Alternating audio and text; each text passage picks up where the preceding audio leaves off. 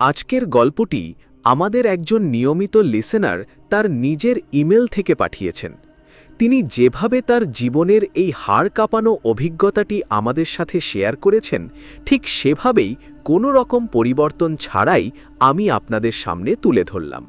আশা করি গল্পটি আপনাদের কাছে ভালো লাগবে।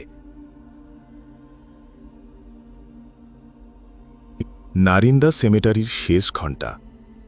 রাত তখন প্রায় 1টা। পুরান ঢাকার সরু গলিগুলো প্রায় ফাঁকা, শুধু দূরে কোথাও কুকুরের ডাক আর পুরনো ভবনের জানালায় বাতাসের শব্দ।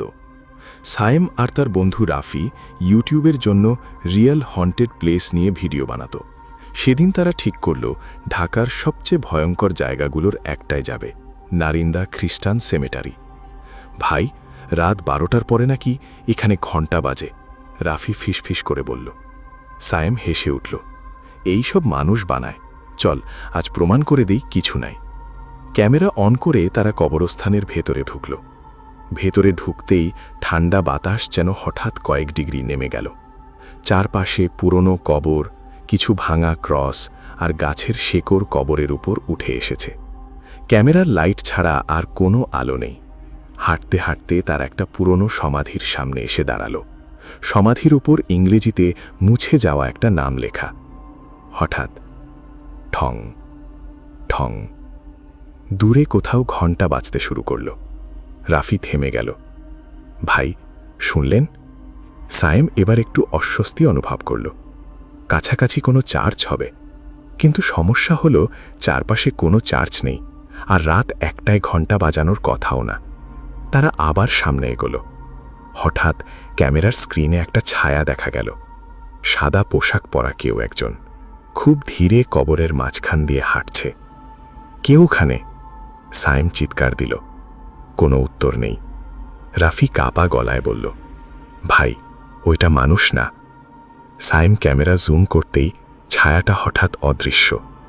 তারপরেই পেছন থেকে কারো হাঁটার শব্দ। ঘট ঘট ঘট। তারা ঘুরে দাঁড়ালো। কেউ নেই, কিন্তু এবার স্পষ্ট বোঝা গেল শব্দটা তাদের চারপাশে ঘুরছে। রাফি দ্রুত বলল, চলেন বেরোই। তারা গেটের দিকে দৌড় দিল, কিন্তু যতই দৌড়ায় গেট যেন সামনে আসে না। একই কবর, একই কাজ, একই ভাঙা ক্রস বারবার সামনে আসছে। হঠাৎ রাফি থেমে গেল।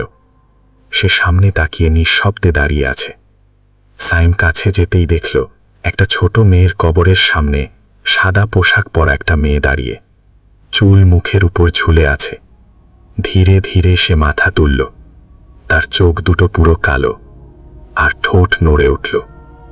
তোমরা কেন এসেছ? হঠাৎ ক্যামেরা বন্ধ হয়ে গেল। পরদিন সকালে কবরস্থানের এক বৃদ্ধ কেয়ারটেকার গেটের পাশে অচেতন অবস্থায় সায়েমকে খুঁজে পায়, কিন্তু রাফিকে আর কখনো পাওয়া যায়নি। সবচেয়ে ভয়ঙ্কর ব্যাপার হলো, সায়েমের ক্যামেরার শেষ ফুটেজে দেখা যায় অন্ধকারের মধ্যে রাফি দাঁড়িয়ে আছে, আর তার পেছনে সেই সাদা পোশাকের মেয়েটা ধীরে ধীরে হাসছে। ঠং ঠং। তারপর ভিডিও শেষ।